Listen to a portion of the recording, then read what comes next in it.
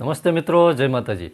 શિયાળાની ઋતુમાં ઉધરસ અને શરદી થાય અથવા વાયરલ ઇન્ફેક્શનને કારણે ગળામાં સંક્રમણ થાય, ગળામાં બળતરા થાય અથવા ખાંસી થાય ને તો ઘરે કરી શકાય એવો એક દેશી અને આયુર્વેદિક ઉપચાર છે, જેની અંદર 4 થી 5 દાણા કાળા મરીના લેવાના છે. એને વાટી અને કરકરો ભૂકો કરવાનો છે.